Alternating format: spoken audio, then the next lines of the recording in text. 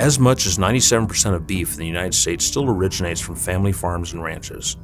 An important part of taking care of these families that provide so much of our food source is ensuring safety when handling and transporting cattle. In this video, safety for humans and animals comes from the basic framework of the Beef Quality Assurance, or BQA, certification program. Their core beliefs are: production practices affect consumer acceptance of beef. The BQA program has and must continue to empower beef producers to improve the safety and wholesomeness of beef. The BQA's mission is to guide producers toward continuous improvement using science-based production practices that ensure cattle well-being, beef quality, and safety. Because consumer behavior is driven by their perceptions of the origin of a product, BQA's drive to ensure safe and proper handling of cattle is critical to the success of the industry. Although only 27% of consumers self-identify as being familiar with cattle raising practices, 71% of people take into consideration how their food was raised during purchasing decisions. By offering education and transparency in these areas, producers can build consumer trust while promoting safe animal handling techniques through proper training. The use of best practices ensures a safe, healthy, and productive work environment. Cattle are prey animals, and to them, humans are perceived as predators. So, their instinctive behavior is to be aware of us and what we're doing at all times. They do this with the following senses. Sight. This is a primary method used by cattle. They want to see you. Sound. Any sound can be stressful to cattle. This is a secondary method, only when sight isn't enough to communicate. Touch. This is useful in certain situations when additional stimulus is needed. The first principle of cattle behavior is that cattle want to see you. When you move back and forth, you can see cattle focus on you. They want to see you. That's a predator-prey relationship. If you try to move behind the cattle, you can see how they react. They're going to try to watch you, keeping you in sight, which will help begin the process of directing and training them. Cattle have eyes on either side of their heads, giving them a field of vision in excess of 300 degrees and binocular vision between 25 and 50 degrees. This means that there are blind spots behind the cattle that need to be considered in safe handling techniques. The other interesting fact about the eyes: you'll notice that cattle like to see you mainly with their left eye, their dominant eye. This is the side associated with the part of the brain that processes their fight or flight response. Additionally, sound plays a large role in how cattle react. While cattle may not be able to determine the source of sound as accurately as humans, they're incredibly sensitive to high-pitched noises, and loud sounds may startle them. By taking these physiological factors into account and making yourself visible by speaking calmly, you can ensure that cattle see you coming and remain calm throughout the handling process. The second principle is that cattle want to go around you. Because cattle want to keep visual contact with you, and because of the way their eyes are positioned, they will move to keep you more clearly in their sight.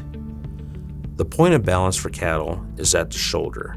That's the point that helps determine where you stand to either encourage the cattle to stop or apply pressure and get them to move. Standing in front of the shoulder, at that point of balance, will stop them. Moving just behind the point of balance will get them to move forward. Cattle have a desire to maintain visual contact with their handlers. This instinct drives them to move around you so you can direct the cattle to their final destination. The third principle is that cattle want to be with other cattle. Prey animals with herding instinct always feel more comfortable with the herd. In most situations where an animal is separated, the lone cattle's instinct is to be with the others, so providing pressure that directs them to a pathway to rejoin the herd is most effective. The fourth principle is that cattle want a way to return to where they came from. When you give them the right pressure and provide the right opportunity, cattle would tend to return to the pens they're more accustomed to naturally. New and unfamiliar surroundings feel uncomfortable to them. Many cattle working facilities uses natural behavior to effectively move cattle through a chute or to a loadout. The fifth principle is that cattle can only process one main thought at a time. If cattle are thinking about anything other than what you're asking them to do, you'll have to change their focus before directing them further. Cattle have an instinctive need to return to where they've been before, so if you want them to keep moving forward or go in a new direction, it's best to make sure that their focus is always on the new task.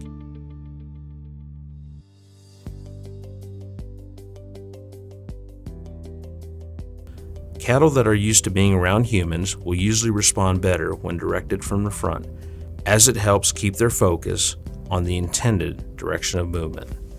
Working with cattle in pens can sometimes be challenging, but if you draw them towards the gate or opening and then work from the side, you'll generally have more success. The proper use of pressure is important when handling cattle. When working with cattle, start from the front and apply pressure only when they have a clear route or destination. This will encourage movement forward and pressure can be released. Working from the front is best so cattle feel comfortable going by you without balking or spooking. If necessary, you may need to apply some pressure from behind using a zigzag pattern. Releasing the pressure as soon as the result is achieved is key. Side pressure, along with drawing from the front, helps avoid working in the animal's blind spot. Going with the flow is important when approaching the point of balance in the herd. As you near this point, cattle will slow down or stop their movement naturally. To initiate or accelerate movement of cattle, you must pass them from the front to the back, moving out of the point of balance. This technique is known as pushing against the flow and should be done carefully and cautiously to avoid spooking any members of the herd. This technique works best when cattle are inside a confined area, like a single file lead up to a chute. Moving in straight lines when working with cattle is best to prevent fight or flight responses. If humans make arc patterns when handling cattle, those actions become more reflective of predators.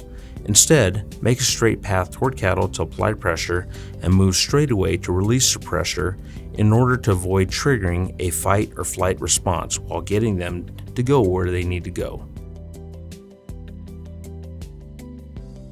To get cattle ready to work, start by introducing them slowly to the idea of being handled. Cattle work best when they are ready, but it's your job to get them there, meaning trained, conditioned, and prepared to work. Shouting, whistling, poking, and prodding are counterproductive distractions. This may pose a challenge at a feedlot where you don't have control over how cattle were handled prior to arrival. But at a dairy, you may be able to help condition heifers to the flow of the parlor by doing dry runs with them when you are able, as well as letting them learn from other dairy cows currently in the milking herd. Cattle that have been properly conditioned greatly improve worker safety along with animal welfare.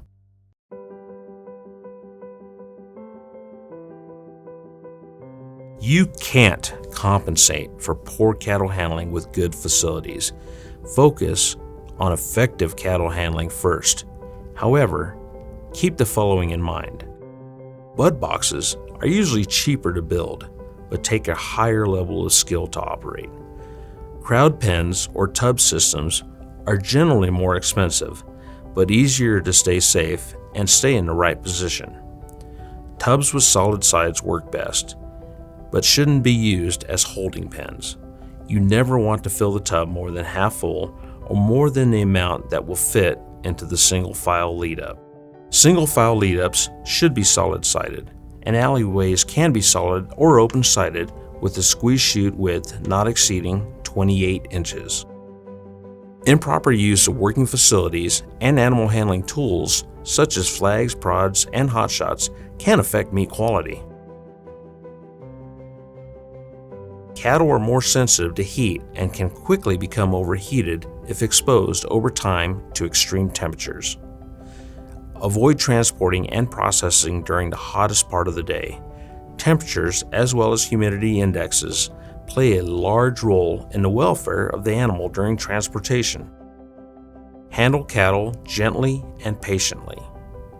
Provide water and shade. For transport, plan stops as quickly as possible, and don't load too many cattle on the trailer than allowed. It is also important to consider cold temperatures, as cattle are especially susceptible to chill and hypothermia in temperatures 32 degrees Fahrenheit or below freezing. Wet cattle are more susceptible to cold stress.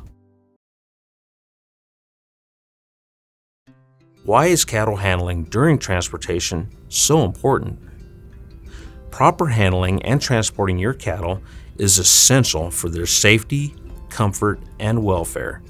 If done incorrectly, it can cause stress, injury, or even death to the animals. Excessive handling can lead to distress in cattle when they are placed in unfamiliar environments or changing weather patterns. It's important that all handlers have a basic understanding of animal handling principles. Proper handling should be used when loading cattle. Knowing what conditions are safe for transport will also help ensure that cattle won't suffer from dehydration or overheating during long trips on hot days. Being aware of these details keeps the herd healthy and ensures proper animal welfare practices. Proper handling of cattle also plays a large part in meat quality outcomes, which include bruising, dark spots, abscesses, etc., that can be caused by mishandling before and during loading for transportation.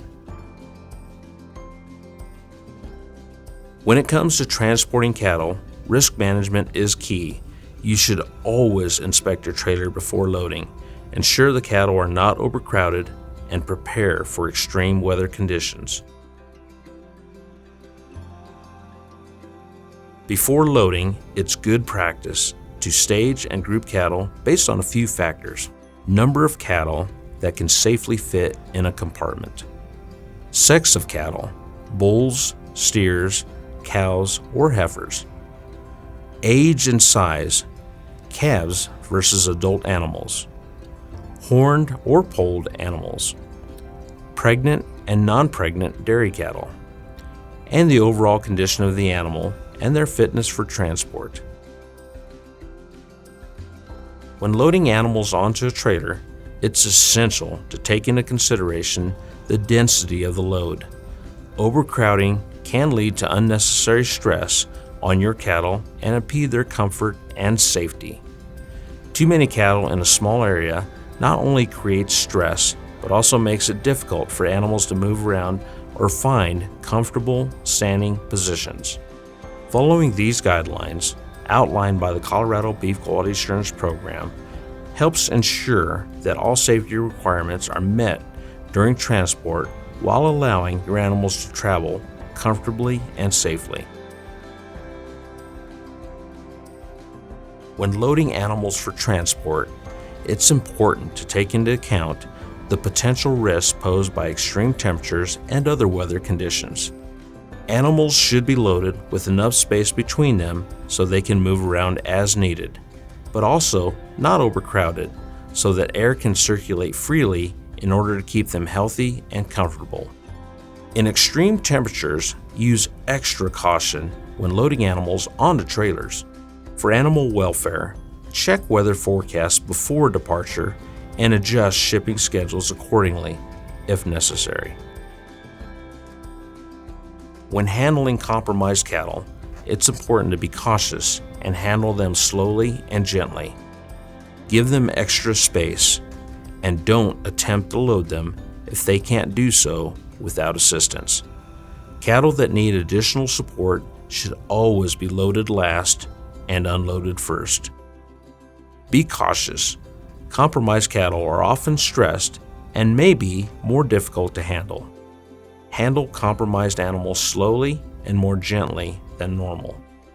Compromised cattle should be given extra space to allow them to move around freely without fear of being crowded or harmed. Never attempt to load non-ambulatory cattle. Cattle that cannot move on their own are called downers, and they should be moved safely to an area for proper care with food and water. Thank you for participating in this online training. Content was compiled from 2 in-person training presentations and hands-on demonstrations. These safety trainings were provided by the Colorado Livestock Association and funded by a grant from High Plains Intermountain Center for Agricultural Health and Safety. Thank you to Libby Bigler, State Coordinator, Colorado Beef Quality Assurance and Colorado Beef Council, for animal handling and safety in transportation, best practices information, charts, and graphs. For more information and details on BQA certification, visit bqa.org and cobeef.com. Thank you to Dr. Dean Fish, manager of the Santa Fe Ranch Foundation in Nogales, Arizona, for the animal handling and transportation safety demonstrations. A big thank you to our hosts, Five Rivers Cattle Feeding LLC, Feld Posh Holsteins LLC, and Empire Dairy. This training is supported by a grant from the High Plains Intermountain Center for Agricultural Health and Safety. For more information, contact Colorado Livestock Association at 970-378-0500.